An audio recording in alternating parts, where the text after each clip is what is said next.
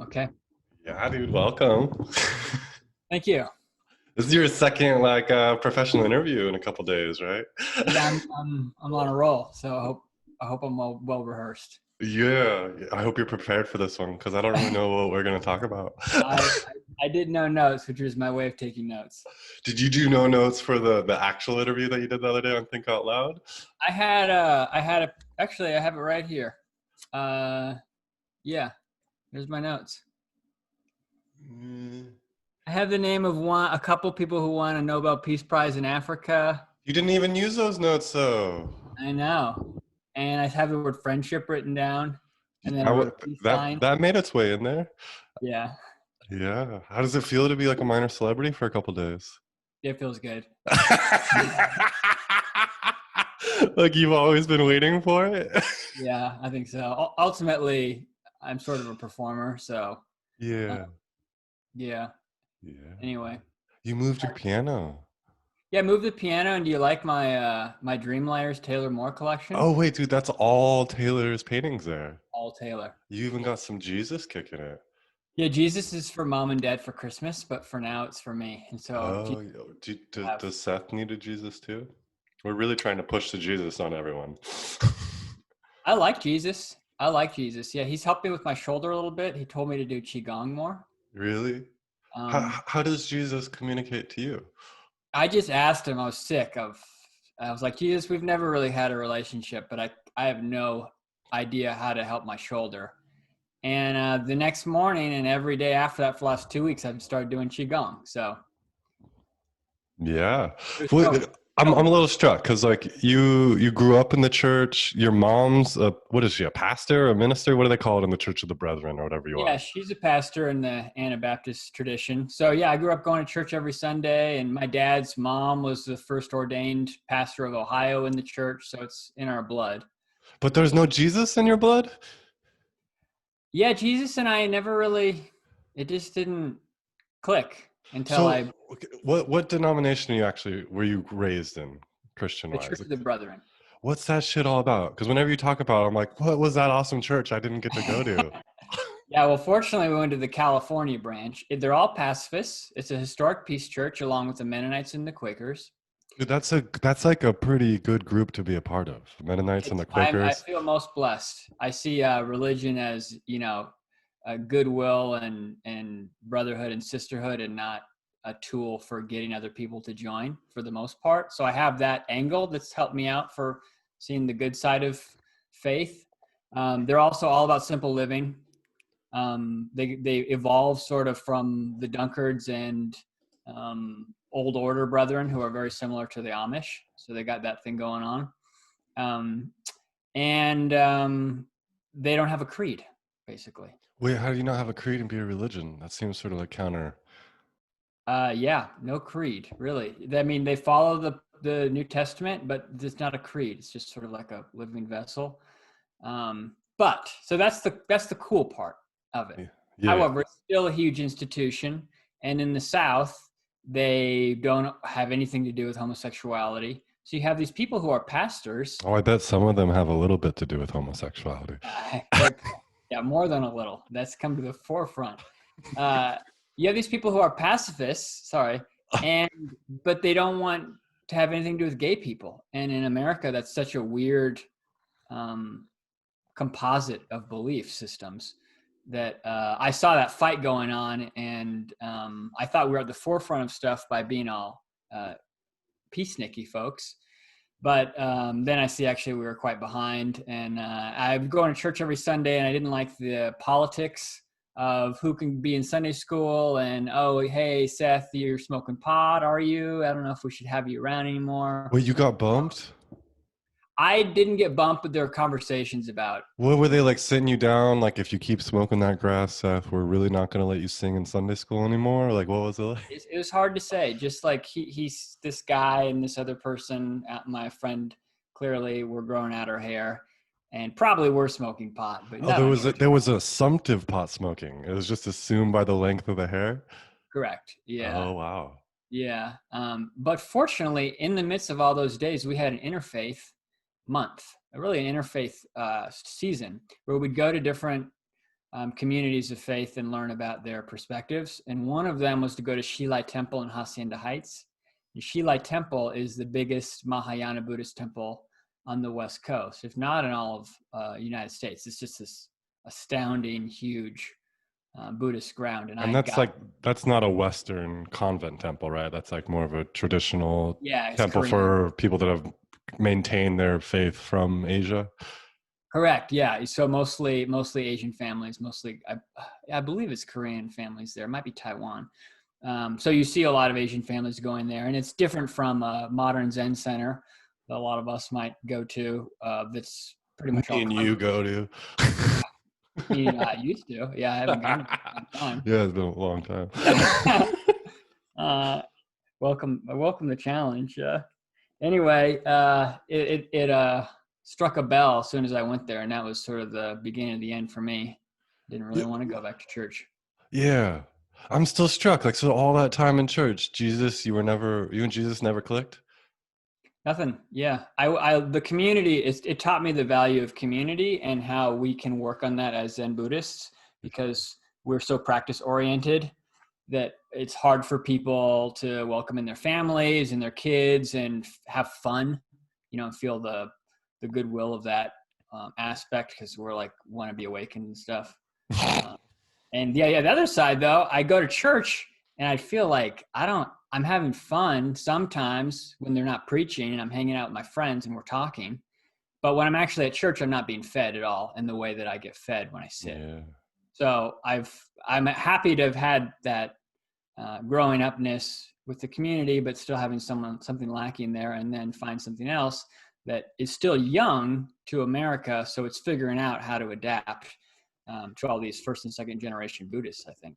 Yeah. So you grew up Christian, pretty heavily Christian, but also a strange branch of it, right? The no creed, pacifist oriented, West Coast sort of dilution of a lot of the more apparent toxic elements. But then when you're like, you're 18 and you first connect to Zen? When was that for you? I would have been, I think I went to that temple when I was 15. I read Siddhartha when I was 16. And when I was 17, I just woke up one day and You're just done. You're like totally fucking enlightened. Yeah. I think I was about to go to college, so I was able to make a reorientation of my identity and call myself Buddhist with a new group of people. That was in college, like when you first said, like, I am a Buddhist. Yeah, it was before college. I remember having the moment. I went and saw my friends. I didn't say anything, but they knew I was sort of interested in Eastern philosophy. And then when I went to college, I was like, I need to tell people I'm Buddhist because it's going to help. And it did. It did help. Like help stabilize it sort of in your life? Help me need to practice more because I couldn't just say it and not sit.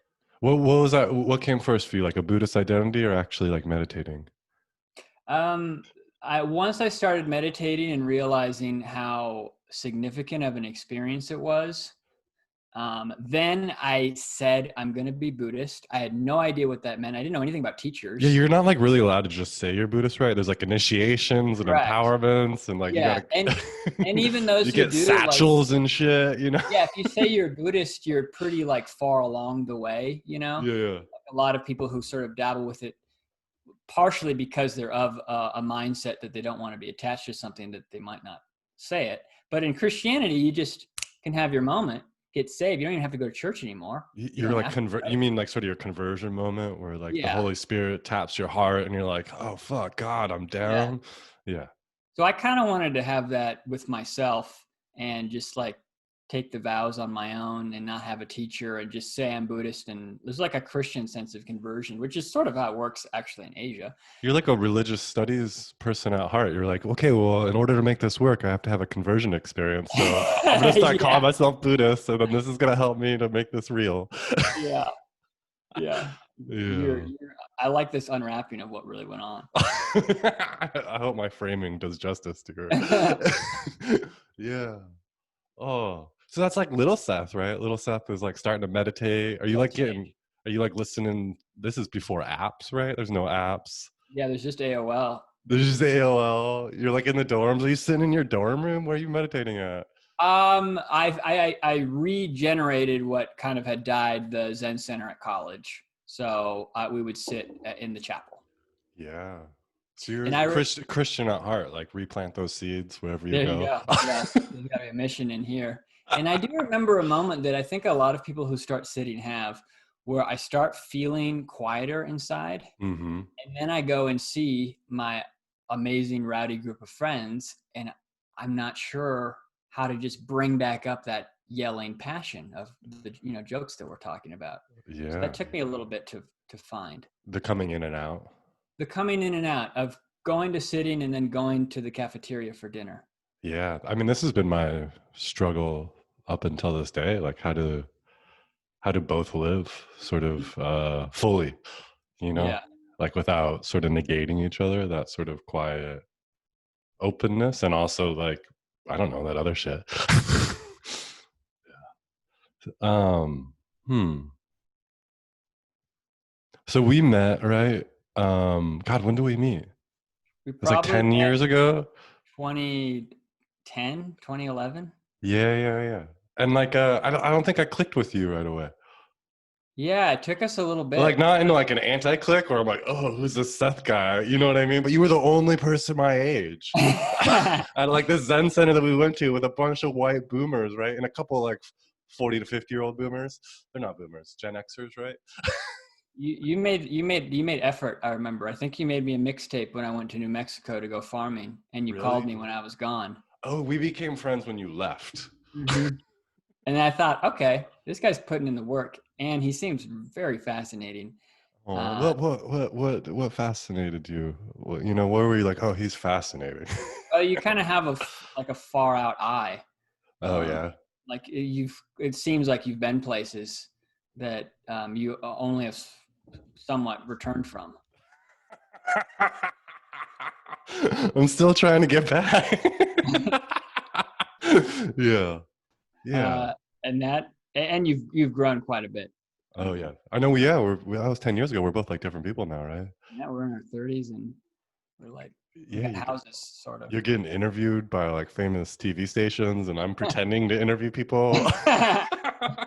You are writing great blog posts, which I came across due to your lovely wife today. Yeah. Did you read that one? I did. I loved it. Really? Oh, that's so sweet. I'm so self-conscious. I have this thing on the internet that I don't show anyone about. The only hits on my analytics on my website are definitely from me. I've been there, so don't you Yeah. worry. But So, I will say that Zen Center was I found it at a fair, a Buddhist fair that Portland maybe still has every year. You can go, and I didn't know what it meant, Buddhist fair, but really it's a place to have different Buddhist communities in Portland get more followers. yeah, it's like a Buddhist marketing Yeah, for like marketing a. is the right word. Yeah, I was like, oh, a fair. There's gonna be Yeah, dancing and kids running around and food, and then it's like just some meditating. booths with like the different Buddhists selling their Buddhism. Yeah, maybe we still got to work on that. Fortunately, No, though, no, no, wait, hold. I tried to work on it. I'm like, this thing isn't a fair. We need to bring the revival, the Renaissance to it. Like there needs to be a fair. So I joined the like board to work on it, and it was so boring. I tapped out. yeah, I did come across Mike Pappas, a great guy who founded, I don't even think he co-founded, I think he may have founded the Zen Center of Portland way back before it had a teacher in, I assume, the 90s. And that's what brought me, I was just done with college and I had kind of come into this understanding while I was just beginning to sit every day. I didn't quite know what I was doing. And I thought that was a problem. So I needed someone to talk to. Your story kind of reminds me of the history of Western Buddhism. Like you have that Mm-hmm. early like world religion that happened like the early 1900s where there's like a little bit of Buddhism, but then the boomers happen, right? And they don't Mm-hmm. know shit. They're just like Jack Kerouac. They're just reading books and they're like, I'm a Buddhist, and they're just like meditating, but they don't fucking know anything. And the hippies are like, wait, we should go to China and India and learn this shit. But you just went a 5 miles to a Zen center to learn. Yeah, indeed. Well, I did study abroad in Vietnam, so Oh I yeah, got yeah. I got some months in there, and which is absolutely 100% completely different from Yeah, our. there's like two Buddhisms, right? There's like white person Buddhism and then like everyone else's Buddhism, and they like don't Yeah, mix at all. yeah. Yeah. They might be coming together a little bit. I remember I go to all these temples in Vietnam, and just the iconography is so powerful there. Mm-hmm. And the monks are somewhat bored sometimes because it's not a bad life for a person, but it's a little ho-hum. And if you don't really have this passion to be a monk for your whole life, you just do it because it's Well, because it can kind of be like being a banker there, right? Or a doctor. It's like a noble profession to get into. yeah. And I Yeah. remember this one monk who I'm thinking of now because I have this opportunity. I was like, so what do you want to do with yourself? And he's like, I really want to go to Africa. I was like, oh, interesting. Now I'm going to Africa, so I'm going to think about that monk when I'm there and do it for him. Yeah, do it for all the monks that didn't get to go to Africa. Yeah.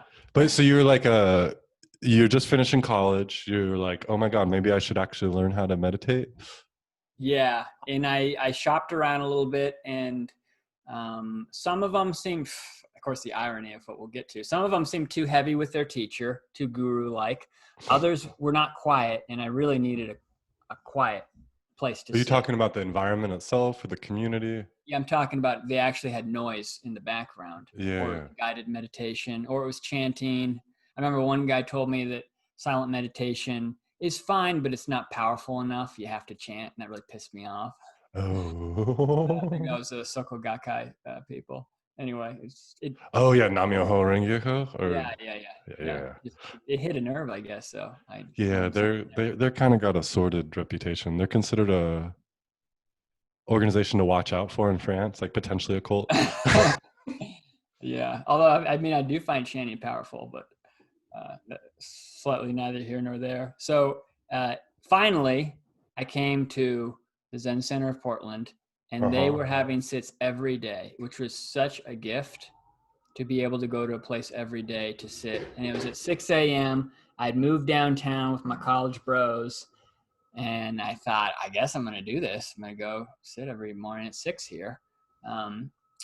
And I went, and it was, I just felt so welcomed by the people there. And I'd never had a teacher relationship before. And I met Larry Christensen, the teacher, and he helped me in so many ways to see how, just watch someone who's sat for so long was really crucial for me too. Of course, and There was such a strong group of folks there, right? That would sit pretty regularly. Mm-hmm. Yeah, we go out for coffee a couple times a week afterwards. And I remember talking to Larry in my first conversations, and I said, "So you guys ever play games out here?" And he's like, yeah. Some people play games, I think. It's like, okay, yeah, we should play some games. Yeah, Larry wasn't so into community. No, was not that. Yeah, so that was my entryway into. But wait, well, for me, right? Because I have a certain belief. I don't know if that's the right word, but like retreat is fucking where it's at. Mm-hmm. Like it's like I mean, people that like think they meditate, you know what I mean? I'm like, if you haven't gone on a meditation retreat, like you don't know what you're talking about. And like, when was the first time you like sat and stared at the wall for 5 days? Mm-hmm. Do you remember? My first retreat would have been the previous spring before I found the Zen Center of Portland at Great Vow. You did a great vow, like a week long, or it was a weekend, and it was a calligraphy retreat. Oh, so you're not sitting too much; you're sitting 2-3 times a day, and you're doing calligraphy. But it was the beginning of that, and I got it, sort of a taste. Yeah. I remember there was one guy who was in the sort of isolation hut, just working by himself for a year, which was off and away. And me and another person wrote some riddles, and we left him in his like waterfall fountain in his front porch. And I was very proud of that. So I was still in that having a good time mindset. And then have you left that mindset? Or? I have not. Okay, good. And then you and then right before my first retreat at the Zen Center, I realized I could sit full lotus. Oh, awesome. I can sit full lotus for a half hour. Yeah. So you're like one of the cool guys, the cool people. I can do this all day. So I sat full lotus for the first 35-minute period, and it kind of killed me. And then I tried it again, and it completely killed me.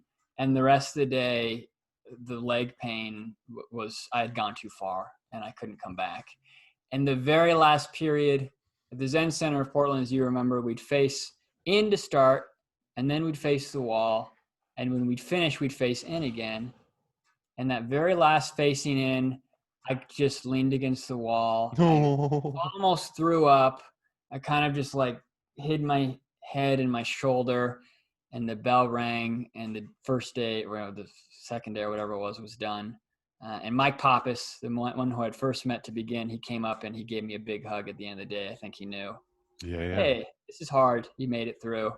yeah. Yeah, and I'd go to a couple of years after that. And I think you're completely right, Brandon. Going to a retreat is a really powerful and important experience, and also just so intense. Yeah, what's that taste? You said you got a taste at Great Vow, and I got a taste of the quiet, I think. yeah, The stillness is really important, and it's a stillness that is full of potentiality. I know I've been reading this book on Chinese medicine, and they talk about the consciousness of potentials, where consciousness and awareness itself is something waiting to be born.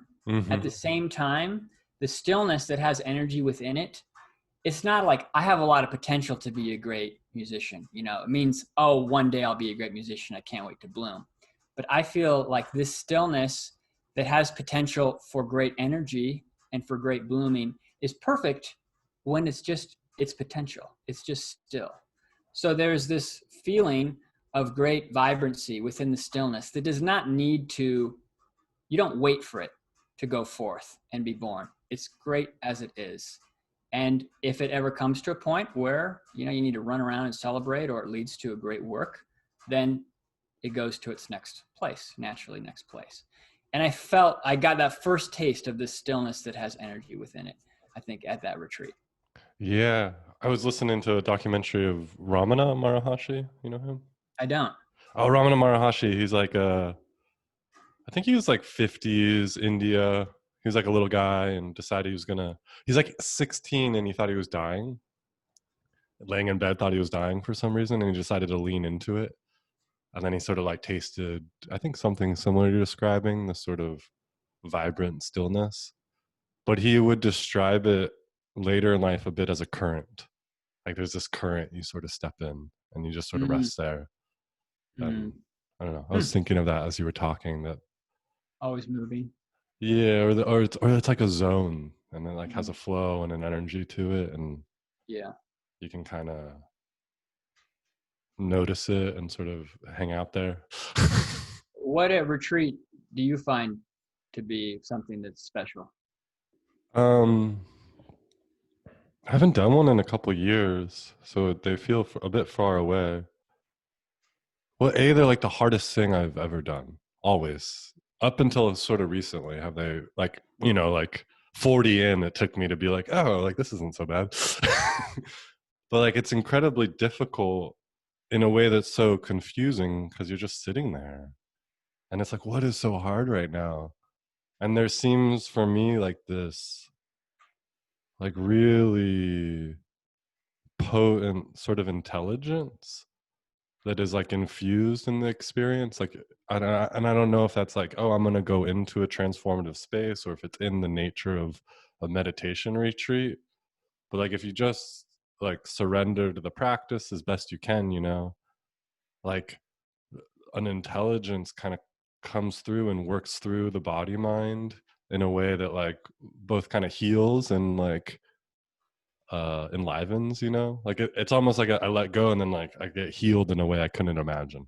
And every time it's like a new one, sort of like I can't predict what it's going to be about, but like it's almost like this, I get to feel lighter and healed, but also to like trust that there's this like intelligence governing my life that's like far beyond anything I can imagine. And if I just really let go fully, I can like see it pretty clearly. Like, oh, there you fucking are. Even though it's like there the whole time, but it takes a retreat to be like, oh, if I get out of the way, it just like works out better. So That sounds somewhat Christian. There's an yeah. intelligence guiding you. Yeah. I feel there's some like, yeah, there's some intelligence. It's like, oh, you want to heal now? Like, great, let's fucking do it. Like, we're here. Or you want to awaken, or you want to whatever it is, taste stillness. Like, we'll show you what gets in the way of stillness. here you're really attached to like this thing that you do in your mind over and over again. Like, you want to let that go? So, I hear people say that you have to ask for help to receive yeah, it. yeah. So you're like 22, 23, getting into the Zen Center, doing a few retreats, sitting like, you would try to do like 3 or 4 mornings a day, right? Yeah, and if I wouldn't go to the Zen Center, I'd sit at my house. So I Yeah, do my hour every day. Yeah, about every other day is about right. yeah. I tried doing an hour in the evening too, and it was too much. I couldn't maintain it. And now I do 15 minutes at night, and that's sort of my sweet spot for the morning, evening, I think. Dude, I just Um, gave up fucking time. yeah. Like the thing that's helped me most to have like some consistency is like I sit in the morning, I sit in the evening. And Okay. sometimes that's like 17 seconds. And then, but most of the time, if I actually sit down, I just want to keep sitting. Yeah. I just have to go through that hurdle, like, and then say, like, Mm. oh wait, this is better. Mm. But so You you're, what you Well, got? I would say that coming back a little bit to the Brethren tradition, and something that's so neat about being brethren, and I always feel brethren, is that there are denominations throughout the United States, and there are summer camps throughout the United States. And I could go into any of these denominations or summer camps, and I can say the name of my family, or just say, I grew up going to this church, and I'll be welcome there. Yeah, And I know there's probably some people I'll know. you name some lineage and you're accepted. Exactly. Yeah. And with Ordinary Mind, which is the Zen school that the Zen Center of Portland is associated with, there's sort of a rough path of people. There are about 8 or so when I started going in America, and 2 in Australia, and now they're all over Europe, by the way. Not all over, but they're in a number of countries there, in addition to Mexico. So I thought, oh, that's cool. Like, I want to go to these other places too and Hmm. check them out, thinking that they were more deeply connected than they are. Um, and oh, my cat Oblix is not. Oh, hey, buddy. She likes to sit with me. Okay. So I went to the one in Austin with Peg Spherson, I believe is her name, at I'm gonna butcher it, Amapada, something like that. Yeah. I've met her before. Great. And then I went to the one in Berkeley with Diane, maybe is her name. She has a Japanese last name. And I wrote Larry a number of years ago and said, what do you think about connecting these people into an organized whole, a real congregation, having like a retreat where we all get together once a year? Yeah. And he expressed some interest. It never really got off the ground though. And I realized that that's not sort of what this tradition seems to be about. I was kind of bringing in a hope from a previous tradition to this. Joko Beck, who started this whole thing, really gave in the founding document each teacher the opportunity to use whatever practices they needed to use for their group. There's nothing saying let's all be together and let's all meet up. So it was interesting, kind of like wanting this to be like a wholeness, trying to bring it all together while also seeing the advantages of it not being institutionalized, where you don't have to talk to your governing body and have these meetings that can kind of bring things down. On the other hand, there's no standard for the teaching ethics to be held up to, which Yeah. is a problem we eventually came across. Yeah. Yeah, I mean, I feel like in some ways I'm just trying to get us to that point where we can talk about that. Yeah. The thing we came Yeah. across and just giving Yeah. a little context. Yeah. So we meet, we hang out for years, and then you moved to Joseph, which your wonderful living room is in. As you were talking, I was kind of admiring your space because I've been there over the years and it's come along so far. And it just Yeah. seems so cool to see like the little changes and how it just gets brighter and more beautiful over time, which I don't Yeah. It's know. fun. Yeah. But you're in Joseph, you're meditating, you're still part of Zen Center of Portland a bit. You come for retreats here and there and stuff. And then like shit hits the fucking fan. Like we're in the community. I was in there 7 or 8 years. I was on the board of directors. I would lead some stuff in the community a little bit, and it just got kind of fucking weird and gnarly quick, right? Yeah. I was at the eclipse. Oh yeah, the crazy eclipse with all the traffic that happened like 4 years ago or whatever. Wild. Yes. It would have been August 2017. And maybe July. And I see Ellis, a member of the group, at her house in John Day, and I see Mike Pappas. There's a couple other people there. And at the very end, Mike comes up to me. I don't know if I think he might have been holding this in. And I was there with my partner at the time, and he says, Seth, I need to tell you something before you leave. I'm just packing up my stuff. And he says, oh, I want you to know that Larry, our teacher, has had an affair. And I think that's all I said. And I couldn't believe it. There's nothing that would have shocked me more to think that my teacher, who had guided me so wisely, guided me so well I could leave, in fact, would do this thing. And he was contacted by Larry's now ex-wife to let him know what had happened. And there was a little confusion, right? Because ex-wife said that she was a Zen student, which implied that she was like part of the Zen community, but it was more she like meditated. There was a more complicated history there that was kind of even darker, but yeah. Yeah. And I was in tears, and Ellis came out, and I couldn't say goodbye to anybody else. I just remember you just kind of had to be alone with your feeling. I couldn't even say it, and Alice didn't know yet, and I said, "Don't worry, nobody died," and I left, and was just totally in shock. Which was really interesting in the community, because we have a pretty stark difference here, right? Because I learned similarly, right? Because I was on the board of directors, and like, should we do something about this? Yeah. Well, he had an affair. It was outside of the community. You know, people make mistakes, and I'm like, I mean, I don't think it's good he had an affair, but like, I don't like people have affairs. People are, you know, sex is always complicated and challenging in relationships, and I didn't see it as such a big deal. But for like you, it was like, this is cardinal sin. Yeah, I was the breach of trust was profound for me. Yeah, and my breach of trust came later. And I didn't even know how bad it was. I just I knew that it wasn't the first time. I did know that. I think that was implied in the email that the wife sent.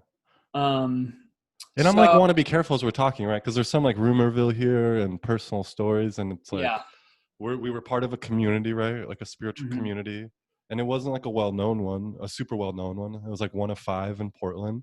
And there's this thing in the Zen world and a lot of sort of Western spirituality that takes on like Eastern models, that there are, just like in Catholic Church and Christian Church, there's like a lot of sexual misconduct and sort of egregious ethical errors that happen that destroy the community. But then that also like really fucks with people's spiritual foundations, because the community like alienates them and things happen, and people kind of lose their bearing. So I think like what we're talking about right now is like kind of important, especially that it wasn't of scale, that like we were part of a community. We weren't like the misconduct wasn't directed towards us, but like it profoundly impacted us to be part of a community that fell apart due to like ethical grievance. And it's hard not to talk about that grievance a bit, to share about our impact. So I don't know, I'm kind of like wanting to acknowledge it. Like, I don't want to get in rumorville, you know what I mean? Like who did what and this and that, but there's like a little bit of like, there's some context for this thing that like really impacted, I think, both of us, and really impacts a lot of people in spiritual communities to have whatever level of contact they were with the sort of misconduct. Because like when this was happening to us, Shambhala was going down, and like Shambhala is this huge corporate international sort of Buddhism, right? And like, and they're like, who knows where they are now, but it was like in the mainstream media and everything. And I've got good friends that are really close in those circles. So, just for a little context there. I appreciate you saying that. And I think one of my reaction was contextualized by how serious of an issue this is within the Zen community, the institutional community of anyone who has power, big power to be a leader, and in the religious community in general. So I've been thinking about it. I know that where I grew up in Los Angeles, stuff had gone down at Mount Baldy. Oh yeah, and that felt pretty gross from what I read of there. Like just so to have someone ignore, and I realize, if it was just an affair, to ignore how important the effect would be by being another person in this Yeah, context. yeah, yeah, yeah. That was just so disappointing. I was so disappointed. You were disappointed in how Larry, the teacher, kind of held his role. About like taking on this role, maybe you're held to a different standard. Not because that's the reality, right? Like to be a Zen master, you can't have affairs. Maybe that's not true, but to protect people from being hurt in certain ways that pushes them away from community and practice. There's something that you really have to be careful if you're a community leader. I think you really have to be careful if you're a community leader. I think it's really important to take ethics classes and to have a mentor, even while you're leading. What about like this is hitting a little abstract, which I don't want to go too far Sure, there, but sure. like communities have expectations too, right? Yeah. That aren't necessarily healthy. Like I think a Trump or Rinpoche, right? Like sorted and he drank himself to death, you know, would sleep with his students openly. I would hear stories that he would have his like inner students take a bunch of LSD and hang out in the back room and try to act normal. And this is like his teaching method, you know? Mhm. And he would sit on stage and just like smoke cigarettes and would like clearly be drunk regularly. And a part of me was like, oh, that was so good for like our Christian Puritanism. You know what I Mhm. mean? To see this sort of dude that, and unfortunately it was a dude, but like sort of challenging convention. Cause I think that needs to be broken through a little bit. Like it doesn't need to look a certain way. Yeah. So there's this like balance of like, how much do you bend to the community, may not bend, but like hold the community's ethics that they need to feel safe and also challenge it a bit too, that maybe there's some misconception there, you know? Hmm. I think that gets a little bit easier if the teacher talks about their personal problems Oh to the yeah, if they're community. actually a human. Yeah. And, certainly I never got that from Larry. Yeah, If Larry if didn't. I had heard throughout the context of his discussions with people or in personal interview, I have these problems too. I struggle with blah blah blah.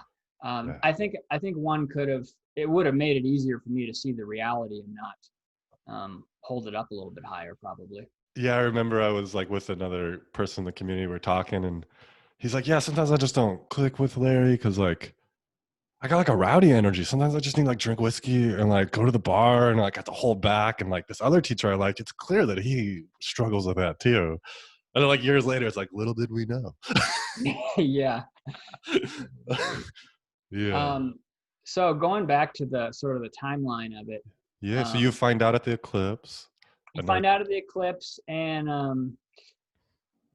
it was sort of a back and I was shocked he didn't resign. He wrote this email to people that acknowledged it, but just sort of as an announcement. It wasn't really an apology. It was just, hey, this happened. um, this happened. I'm going through a separation with my partner, and I have a new person I'm dating. I have a new girlfriend, just so everybody knows, and she may be around the Zen Center, something like that. Was written, which felt to me fairly unwise to suddenly think about bringing this new person in when we hadn't processed this yet. On the other hand, I'm pretty far distant removed. I hadn't been back to Portland yet, and I knew that there were talking circles going on, which felt Hmm. healthy. Yeah. I was on the board of directors and we kind of were trying to decide what to do about it. And there was this sort of debate around cheating, not cheating, like the ethical ramification, like did it impact the community or not? Um, that was going on, and kind of leaned towards maybe this wasn't so impactful, but like, yeah, it's so complicated. There's a history there, right? Because he had misconduct in the therapy world in the before, and the board took action to try to sort of separate his therapy life out from his teaching life, and he didn't really follow that. And we're like, maybe we should double down on that again, like actually ask him to hold up the things he said he was going to do 10 years ago, like not see Zen students and therapy students together. um, so this is kind of what I remember happening around that time a little bit. Yeah, and that's a pretty interesting point you bring up, because all the information of his past indiscretions, which had been documented, didn't feel public to me. I didn't know about any of that stuff, and I don't know if anybody not on the board knew about any of that stuff Yeah, and either. I like learned about it because I was on the board because it was written in some history there. You know what I mean? And I clearly knew that he was seeing people as clients and as Zen students, Hmm. which to me is like an ethical gray area, like a not a clean gray area. Like, ooh, that's a little gray. Hmm. But then to learn that he had been told not to, and then the Hmm. board and myself being part of the board, I was complicit in it. Did not hold them to that standard, which to me kind of spoke to some of the challenge, right? That there was a boundary laid, and then that boundary was not honored. Yeah. Yeah, it was just sort of dismissed, like whatever. Mm-hmm. Mm-hmm. Yeah, yeah. So you find out, and you don't really know the inner circle conversations kind of as well as I did. Yeah, not so much. For some reason, through a a reply that maybe shouldn't have gone to me that did, I was able to see some of the board of directors information on it and see how sort of hot of an issue it was. Oh I yeah. wrote Larry a letter and he never responded. No, I think he responded the day before the retreat with an email that I just asked him, like, how do you feel about this? And I'm really disappointed. And, what went on, and he didn't, Larry's response to me made it seem like he didn't think it was a big deal. Mm-hmm. He messed up, but it wasn't a grievous error. That's sort of what, Mm-hmm. he found the love of his life and now they're together and he wished he had dealt with the marriage, not quote unquote as messy as it was. Yeah, you wish it was cleaner, as Cleaner. sort of. Yeah. And that, I think that was his perspective on it. It was his personal issue. He wished he had talked about it with people beforehand, but he didn't. And, life goes on, and there's no reason why he couldn't continue to be a teacher. Mm-hmm. I think, And I'm on board with Larry right now as we're talking. yeah. Like And I'm like, oh yeah, like yeah, you fucked up there. That was not yeah. relationally clean, but like, can't And be perfect.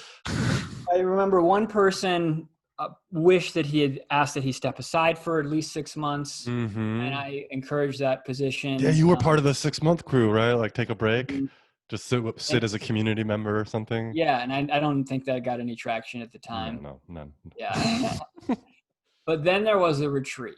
Yeah, the retreat. And I went to most retreats, a lot of retreats there. This one I missed, and I'm like, oh my god, I missed the most dramatic, crazy retreat that ever happened there. It was truly the mother, and I hear I'm it was grateful just for like everybody who showed surreal up. and weird. Yeah, a lot of people didn't go. Even people who are always there, those who are very close to Larry, who I think were just feeling very disappointed and not certain about what was going on. And my intention was to go and to never come back and to sort Oh, of say this was my your goodbye. final, like, I was yeah, taking a stand. yeah. Yes. But I wanted to see people, and I wanted to see Larry one more time, and maybe get, who knows what it's like when you see people in person and Yeah, you never figure know out. how it actually feels in your body when it's Yeah, not just a story in the head. yeah. And with just my own personal disappointment with what had gone on, I needed to process that in person with people. Yes. Really know how I felt about my spiritual direction. I'm practicing by myself for the most part for the previous 4 years, I guess. So I needed a little bit of a understanding of where I wanted to go. And I think what you're saying there is so important in some way, because you were pretty not disconnected, but distant, right? Like you had moved away pretty far. You weren't regularly part of the community. You still felt a spiritual kinship where it was your community at a distance, but you're like sort of pretty far removed at this point, and you were shook. Yeah, really shaken. And then Really. imagine the degrees of people closer, right? Mm-hmm. That Mm-hmm. this reverberates out when these things happen in community. Mm-hmm. And I just think you naming that is like so important, that like this really does disrupt people's orientation to their spiritual life. Like, wait, what the fuck? Like, how do I Yeah. make sense of life? Almost like kind of in the cult shows, right? There's like a few cult shows out right now, and everyone's like, when they find out the cult leader is a cult leader and not just like a spiritual leader, they're like, what the fuck? Like, what do I do with everything I was taught? How do I live my life?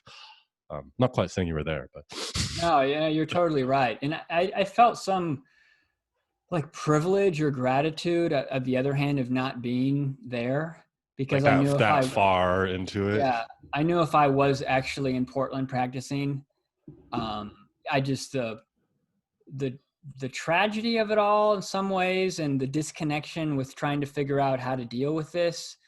I know it's just so painful for so many people. Yeah, And and you're speaking of your context. For me, in this time, I had grown pretty stale at the community. I've been mhm, practicing there 7 years, and I was really on my way out. Like I was on the board of directors. I ran a weekly meditation group. Um, felt pretty a part of it for a while, and then was like, I partially because of Larry, not like he had done something horrific, but I just felt there wasn't a lot of energy towards community and personal relationship, and I just felt a flatness there between me and him in a way. So it was like kind of like, okay, I'm ready to go. I think it's time for me to leave. So when all Mm, this happened, it was like I was distant too in a way, even though I was much closer than you were in some ways. yeah. But like an internal distance was pretty loud in me, which I was like trying to. We were trying to do things. A lot of people that felt that way to shift things to like create some vitality again, but it didn't work out. Yeah, I remember going to the retreat too, and my best friends, you, Ellis, a man named John Flynn who had moved away a while ago, and Mike Pappas, none of them were there. And Yeah, even if this hadn't happened, I don't know if you guys would have been there anyway. I think you would, for various reasons, some of them Larry related, some of them not. I sort of felt like I'm ready to go move on to my own practice somewhere else, or just I'm content. yeah, So I felt, oh man, maybe it's kind of time for a change to happen. For just speaking to me personally now that because I go to a place I can sit on my own. I go to a place for the community. I go to yeah, practice and make friends. And if my yeah, friends aren't there, it's something that struck me on the side as I was going through the experience of being at the retreat. yeah, yeah. So do you want me to talk a little bit Yeah, about being? surreal retreat, right? And then I feel that's gonna get us like where we sync up because we haven't like synced up in our stories Yeah, yet. But yeah. yeah, Um, so I go and I'm feeling very, very emotional, and I'm cooking also. which is not a thing for you, right? Not that you're not emotional, but like I relate to you getting a bit of buoyancy in life. Like you get to be a fairly buoyant human. Maybe like me projecting onto What's the you, word you use? buoyant, like a Buoyant. buoyancy. Sure. Yeah, yeah, yeah, Yeah, and I yeah. don't want to like, oh, Seth's always happy, but like, I remember one time I saw you pretty sad after a breakup, and Yeah. I was like, oh, Seth's hanging out where I hang out now. Like, I'm really comfortable here, buddy. Like, I spent a lot of time here, and you're like, what the fuck is this place? And I'm like, oh, don't worry, it's not so bad. You'll get over it. Yeah, it was one. When I go deep, I go really deep into an Yeah, emotional well of sadness. It's not depression; it's just sadness, and I was feeling that the entire time you were in it.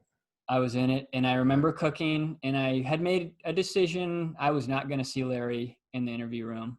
Yeah, and like Uh, interviews are this thing during retreat, and they don't just happen on retreats, but you kind of go in and sit privately with the teacher, and the idea is you kind of meet face to face and see what happens. yeah, very intimate, and I'm sure you've had these experiences with Larry too. But I've had just really healing, beautiful moments with this person one on Hmm. one. And they're things I'll always remember, and they've shaped my life when I was having a hard time, or he would really encourage me when I wanted to celebrate something. Yeah, they're similar to like confession, not really, but like I think people can imagine confession. Like you walk into this booth, there's a ritual to it. Like you go sit down in front of your teacher, and then it only sometimes lasts like 3 minutes, maybe like 2 to 5 minutes usually, right? Where you just sit there, have a very direct exchange where you're trying to skip the surface and just go to the heart of it as quickly as you can. And then, yeah, Yeah, or you were not in the interview room, and you'll hear people in the interview room crying. yeah, yeah, yeah, And it really brings the practice home. yeah, This is why we do this. This is really hard. Some of being alive can be really difficult. yeah, Having a space where people can go and cry and then come back and sit with you all holding yeah, it together, yeah, as I've done that. I've gone there and cried and come back. Really helps.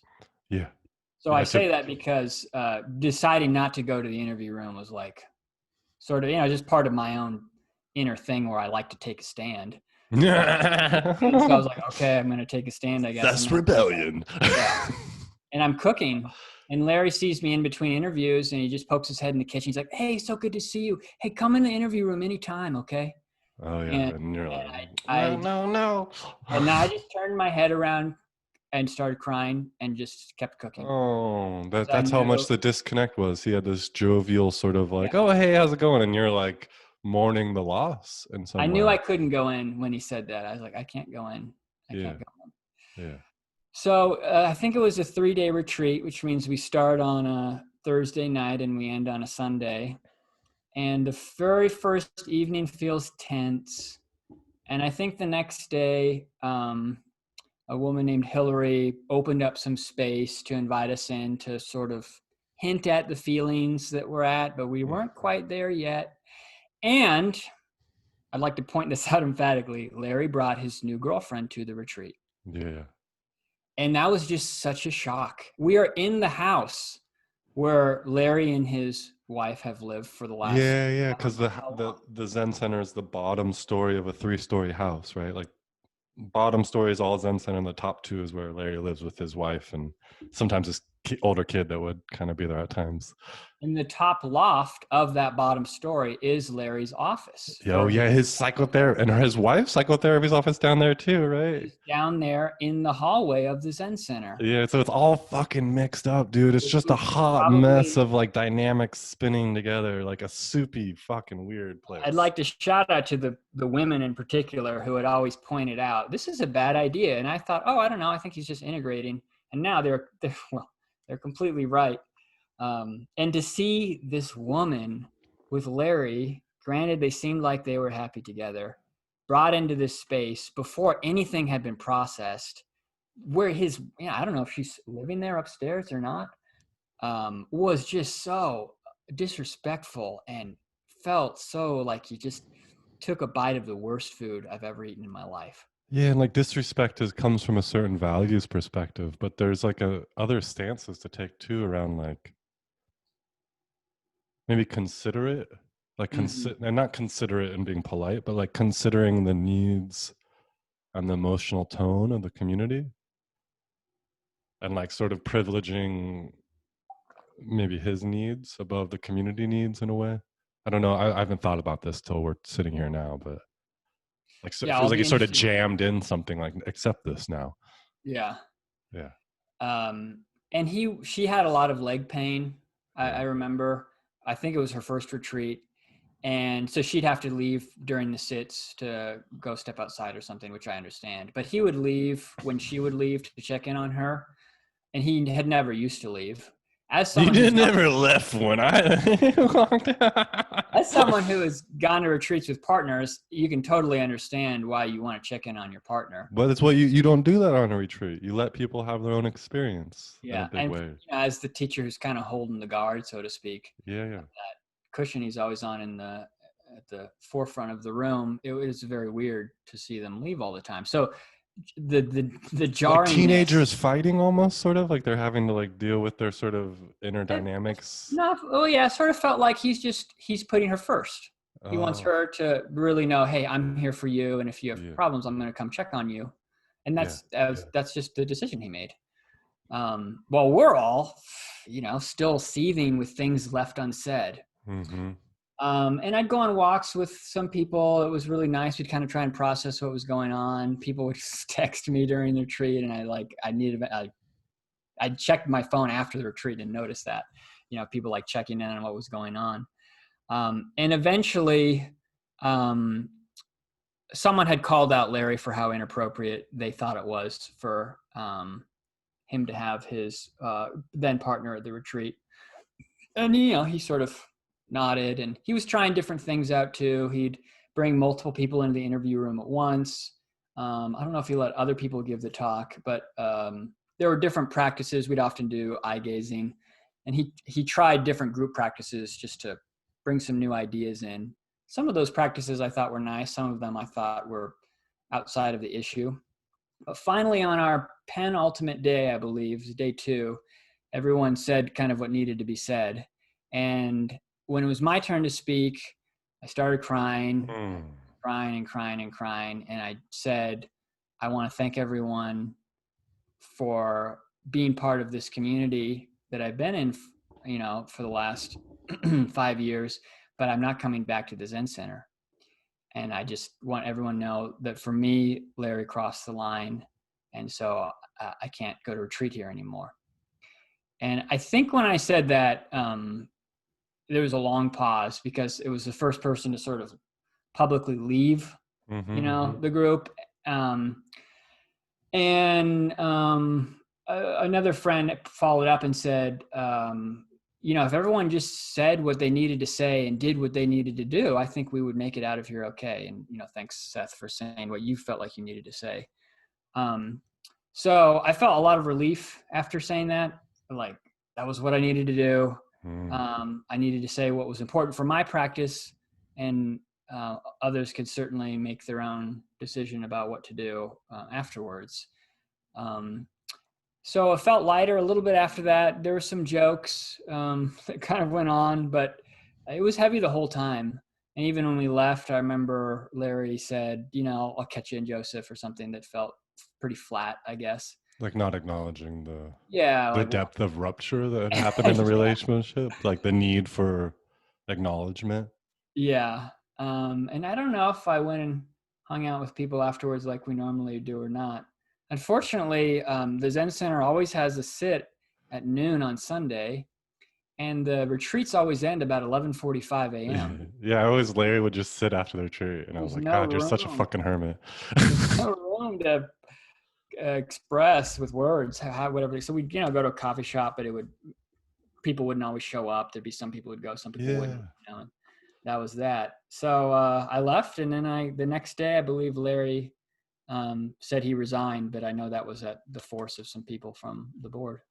Yeah, and like before we get there to that juncture point, like there was this theme that emerged when you were talking that was really alive for me as you were sharing, was especially when you're talking about interviews, right? And describing how people in these spiritual sort of transformational containers, in this case like a Zen container, right? But there's a lot of different spaces that this type of stuff happens, that like through the support of the community and the one-on-one with a teacher or one-on-one with a community, that people can face their stuff. They can hold things that have been previously unable to be held, right?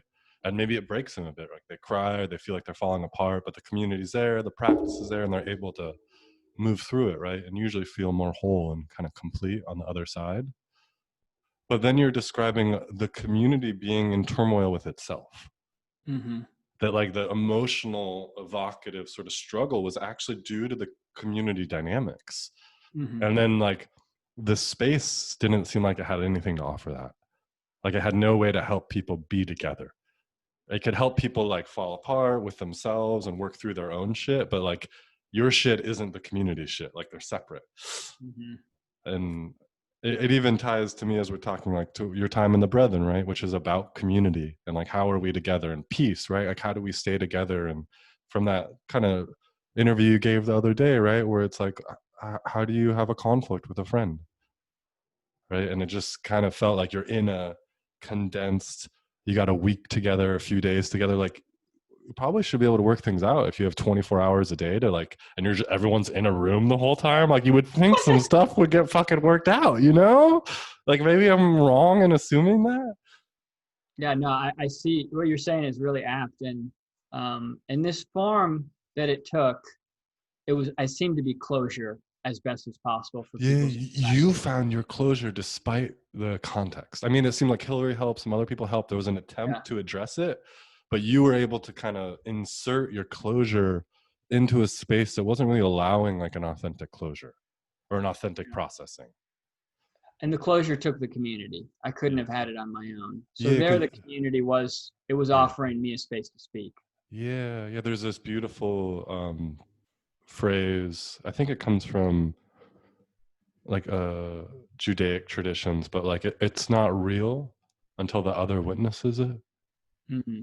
You know, that's not quite the same, but like your spiritual, in this case, your spiritual experience is only real until you share it and someone witnesses it.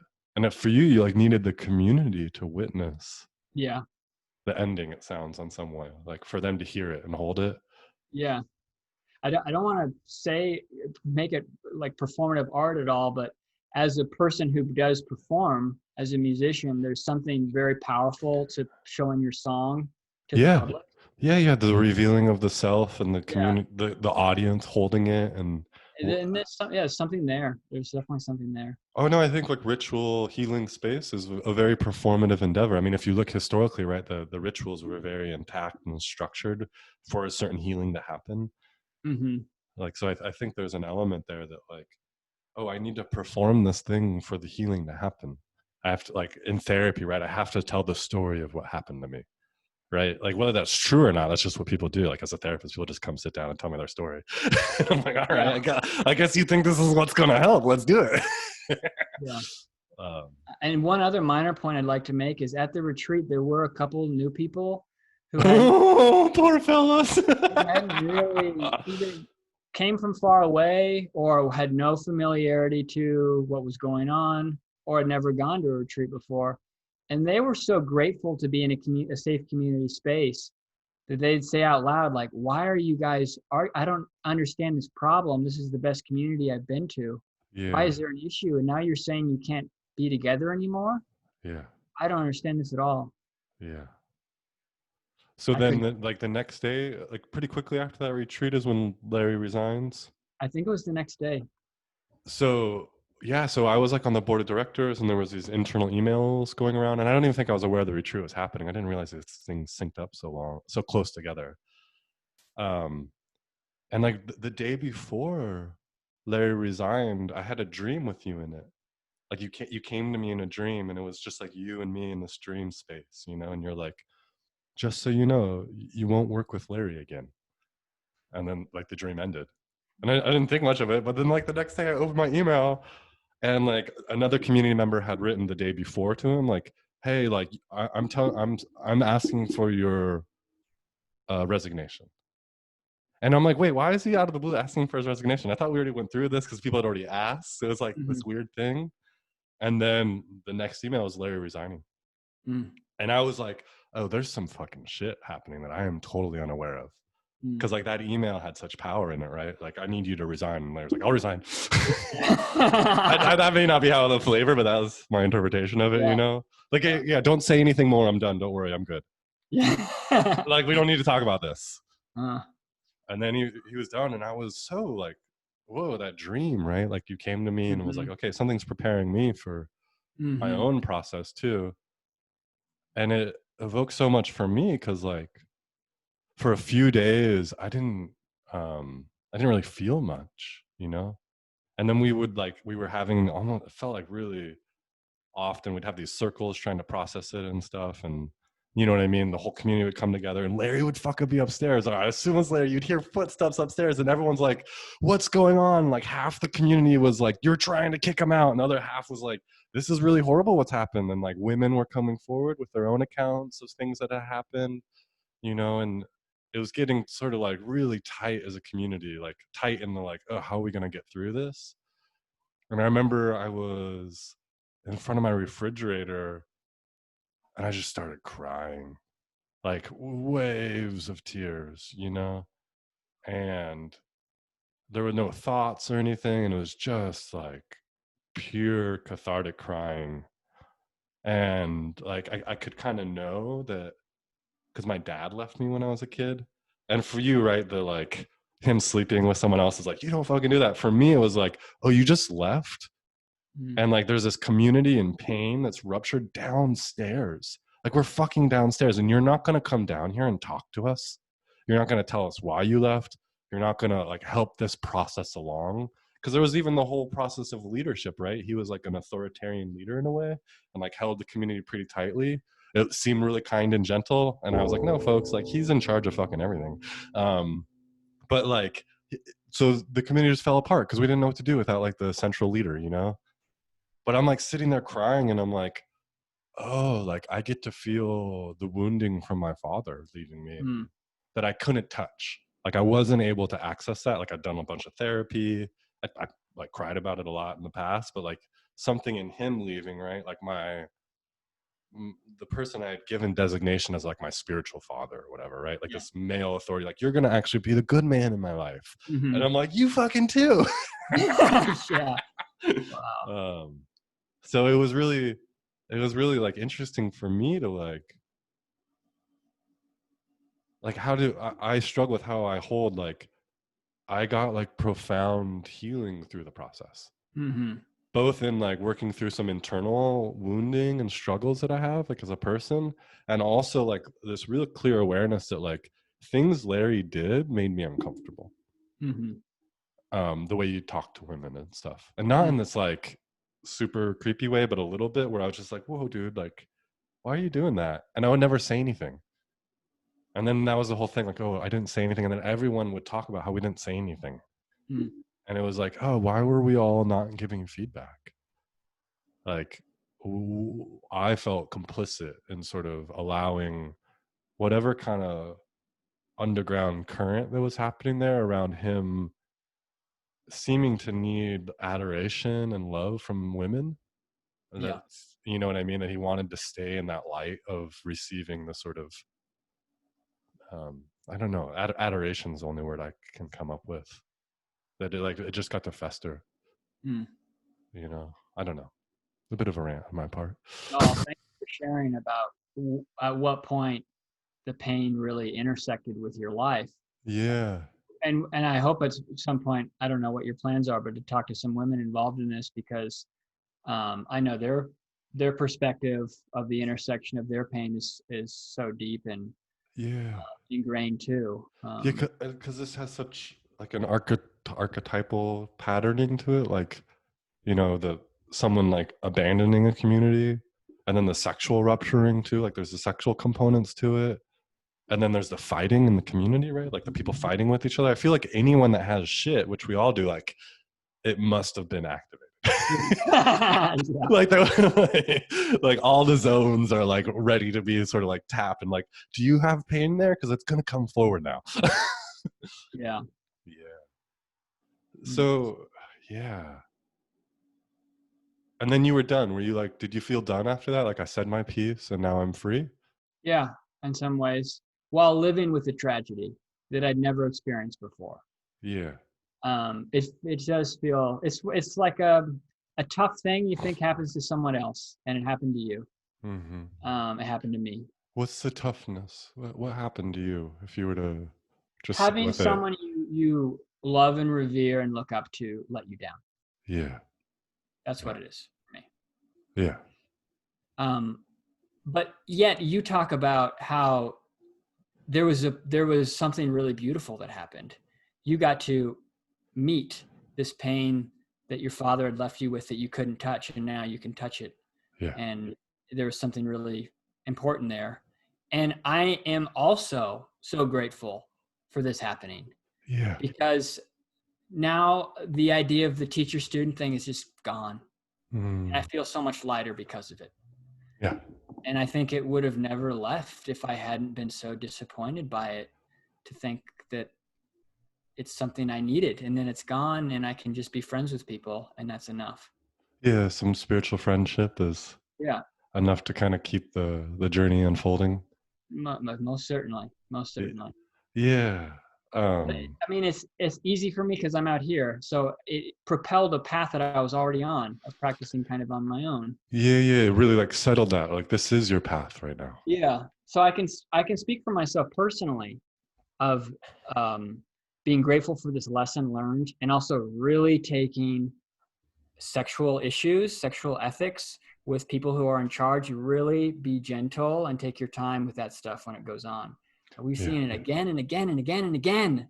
Yeah. I Again, mean, the and Me Too movement was happening at this point, right? I remember yeah, because I was open gut wrenched in my stomach, you know, because it's like in the media, right? This is right when Me Too was getting loud. So there's all these people sort of being called out and canceled in their work lives, sort of their community social work yeah, lives. And I'm just sitting there and I'm like, what the fuck is wrong with Zen? Like, because, right, like there's so many stories in Zen and spirituality. And then, you know, the next thought was like, oh no, this is men. yeah. This is men. Like, this is our inheritance. Like, something doesn't work. Hmm. And like, maybe if women were in charge and had power, it would look differently. Like, there's this wonderful book called Power about women gaining the power to electrocute people. So they're in charge of the culture at some point, and they're pretty horrible too. In their Mm-hmm. own ways. But like Yeah. right now, like, we just, I don't know. Do you feel like this sort of inheritance as a man of like the history of actions that we've done and the ways we've impacted community and individual lives, and that, like, for you, is that a part of you or something you wrestle with? Like, how do you hold kind of The legacy. I mean, I don't feel that inheritance so much, I think. Yeah. But it's troubling, certainly, when you know that so many women have been touched by this. Yeah. So I'm troubled on that sense for women that I know, and the women leaders who I know haven't had this issue. No, it doesn't seem to show up in the same way like that. Yeah, and I'm sure there's been, but they haven't had this issue. Yeah. And the male leaders have had this issue. It's with I think it's with power, and women leaders have had issues with power before, but it hasn't been expressed in this way. Yeah. It's so repetitive and recurring. So my last little healing moment was that a year later, I met up with a female Zen teacher from the same tradition in Finland, Mm-hmm. Erin Terzano. And I went on a retreat there, and it was my first retreat since this whole thing had happened. So I was really fragile in some ways, I think. Yeah, like I'm gonna go into a retreat, but like, whew, like this Don't, could turn me off forever, or like. Not doing an interview. We're not. I'm just going. Yeah. And I'll kind of bring it back full circle in a second, but the Finnish people have just been given Zen in the last decade, basically. Oh, it's all fresh and young sprouts. Oh, they're young, they're beautiful, and they're full of energy. Yeah. It's like I don't know if it's the 1890s or the 1950s all over again in America, but in Finland. And seeing that energy of people who are just so excited to be together. They're also our age, thank goodness. Yeah, which is like rare, right? Like I'm still, every Zen center I've been young from 18 to 35. I'm like, I'm still I'm not the youngest anymore, but like I'm young. Yeah. And to see that vitality was just so beautiful. It was this fusion I'd been waiting for of the Church of the Brethren with a meditation practice. Oh, you see it happening outside of in a different culture in a way. Yeah, they're excited. They hang out. They sauna before the retreat. They're like integrating their culture traditions. And then afterwards, you can stay at the retreat house for a day or two and just be with your friends. And that was amazing. So I stay there, and they decided, because there's so many people at this retreat, that everyone does interview, and you just go in order. Oh, they just do sorry, my mic's all spinning around. They just get your slot. Yeah. Yeah. And I was terrified because my one rule was I'm not doing interview. Yeah. And I have to go to interview. And it's with Karen, it's with a woman, which made me slightly safer. And I asked her, I told her my story a little bit, and then said, hey, just so you know, I'm from your sister's Zen Center that doesn't exist anymore in Portland. And I'm kind of recovering from that. And she didn't really know anything about it. And I said, you feel free to ask Barry, who was her teacher and is the teacher of New York. Mm-hmm. So it was fun. Like, please talk to Barry. Of course, she's on a retreat, and I'm leaving early the next day. Yeah, she's not going to get an email response back. Yeah. And I leave, and as I'm leaving, they're driving me to the train station. I had a really great time there. It's really special people. She comes out from the retreat to say goodbye to me, and there were, I don't know, maybe 40 people there. It was really an honor. And she had written Barry that night. Yeah. And she had gotten a response. And, she acknowledged what a sad thing it was. Yeah. She gave me a hug. And it was really something I'll never forget. Yeah. Yeah, you're bringing up for me as you talk, like the real sense of loss of family. Like spiritual family, like, because we still connect, but like there's many people who I felt incredibly close to that connection happened because like the nexus of the space, that like we would see each other and we'd go get coffee or we'd talk, but I don't have their phone numbers or anything, but there was all these people that I felt close to, and some like incredibly close to, and those like relationships faded. And I think sometimes like our individualism like negates like how vital our community connections are. And like for me, I was so upset with Larry for years. I think I'm still am in some ways, but like just not feeling like he acknowledged that like it wasn't just us between you. Like we had relationships with each other, and like those were like really fucking important. Mm. And like I don't know, there's something there for me, you know. Yeah. Yeah. And like the loss that's there. And like I've been sitting with this because like we're in COVID right now and stuff, right? There's this phrase I really love. I think it's, I'm gonna butcher it, but it comes from, I think, like a South American indigenous community. Their definition of love is like hurts when it's gone. Mm. Like, you know, you only notice it when it's gone, how much it mattered. And like there was so much from that community space that like I didn't know how much it mattered until it was gone. And like for the gone to not, like, it was going to be my choice, right? I was going to leave, so I would feel some of that. And like we all leave at some point, but like for it to happen from like uh an ethical breach, you know, that he deserved to end, in my view, based on what transpired later. Like people can look it up and find out, you know, what actually happened. But yeah, so yeah, I haven't felt that in a while. Thank you. Mm-hmm. And I feel, I still feel the pain talking about it. I still feel the pain, although it's certainly, Yeah, softened. yeah, And then I also can't even understand the pain of the women who have yeah, had issues with Larry that were really troubling, yeah, and issues with people who are their helpers in general. Um, just think about yeah, the movement. It's just so hard to fathom of how long it takes to recover from having that breach so yeah. directly Because it's broken. so clear that, I mean, women experience like a continual bombardment at times, and like maybe to think there's a safe space, and then like and then it's like not, or it's like feel like you're confused, like wait, what's happening here? I just can't imagine in those shoes, Yeah. ugh, feeling like, oh, it's happening here. Mm-hmm. Mm-hmm. um yeah, I feel like there's something I'm trying to get to and I can't find it. Hmm. Yeah, I don't know. There's something like in my heart that wants to be said, but it's not bubbling up, if that makes sense. Yeah.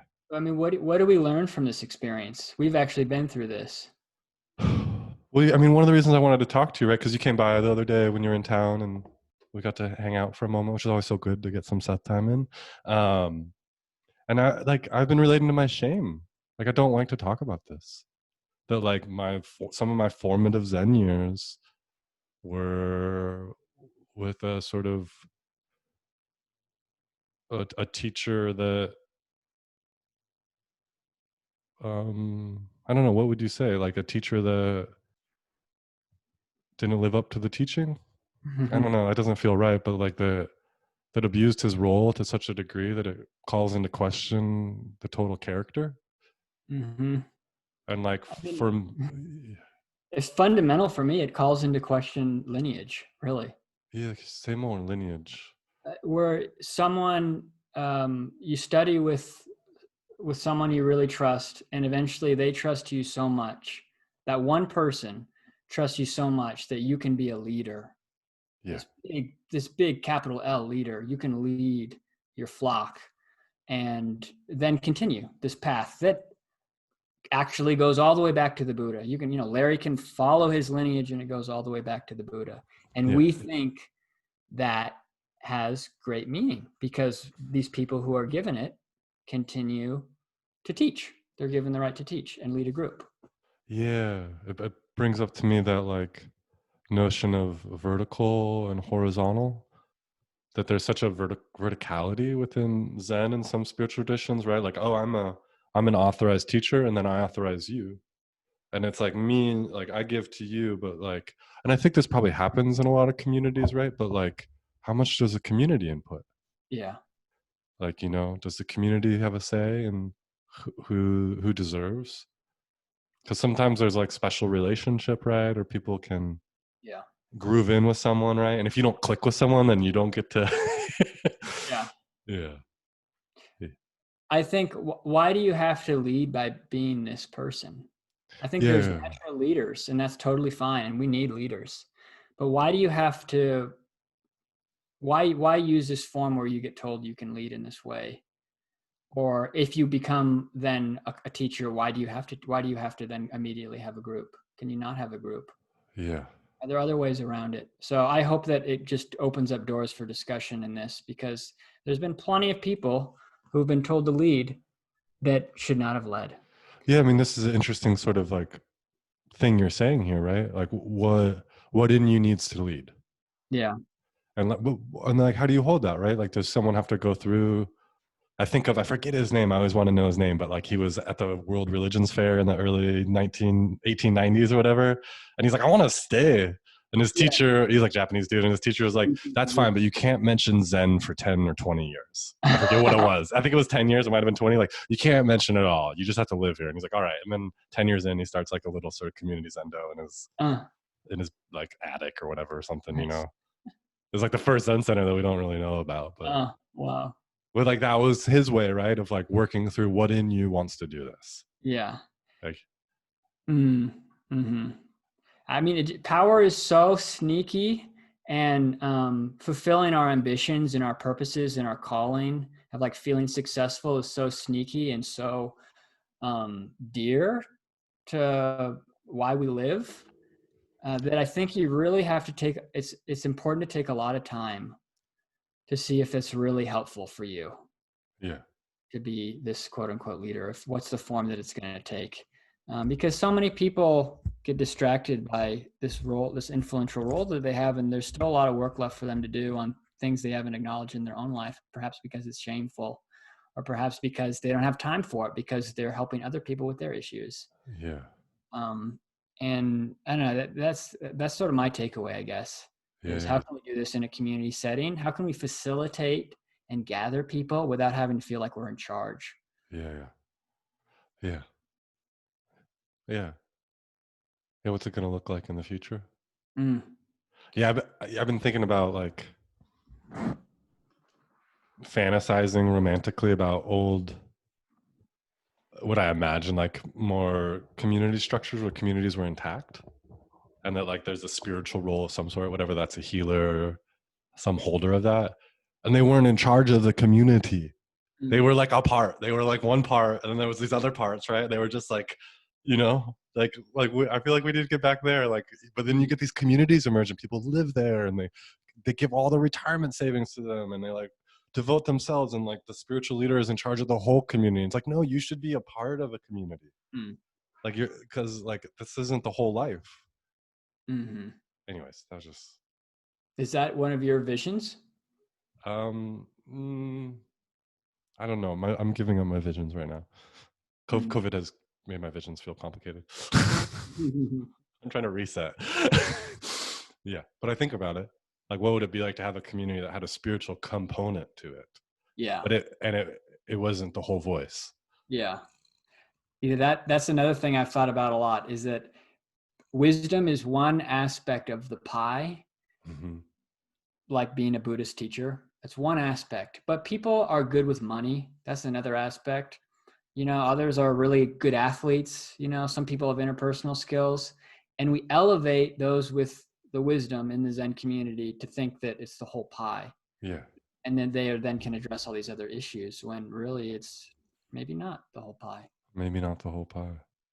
Um, yeah, as we wind down here, can you play some music, right? You want me to play a song? I was gonna maybe put one of your songs in at the end, or you could Yeah. play a song. Do you think the audio would work for that? Let's do yours, because then we'll have, you know. Yeah. Yeah. So you moved to Joseph, right? One thread was like, I'm gonna meditate and be some John Muir in the woods a little bit. Sorry if that's a mischaracterization. I'm all about it. Emerson, maybe more Emerson than Muir, but Thoreau. Thoreau. Thank you. You're Thoreau in the woods, right? But not really, because you got a community right there, and you got houses all around you. And I can't build anything. But you also came for your music, right? Yeah, I wanted space. I wanted space to sit, and I wanted space to play and compose. Yeah.